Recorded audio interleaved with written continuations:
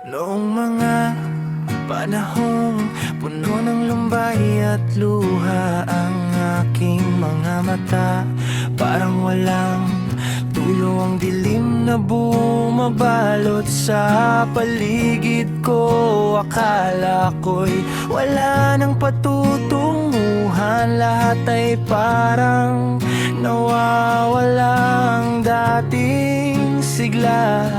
At saya'y biglang naglaho, parang ulap na tinangay ng hangin sa bawat hakbang na aking ginagawa.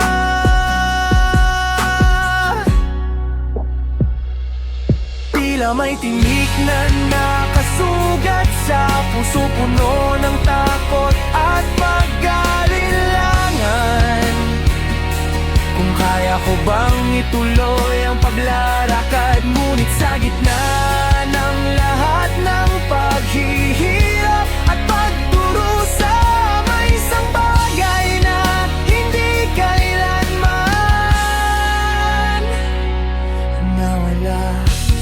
Isang munting liwanag na parang bituin sa langit, nagsasabing wag sumuko, wag mawalan ng pag-asa. Kahit gaano pagpabigat ang pasanin, kahit gaano pagkalalim ang sugat sa damdamin, darating din ang araw na magiging maayos ang lahat.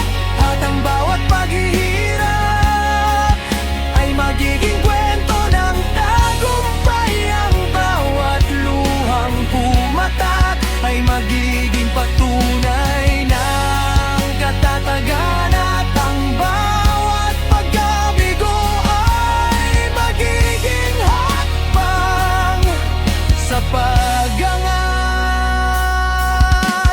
Dahil hindi naman laging maulan at madilim, laging sumisikat ang araw pagkatapos ng bagyo. Ang bawat madilim ay may katapusan, at ang bawat pangarap ay may pagkakataong matupad. Hawakan mo ng mahigpit ang pag-asa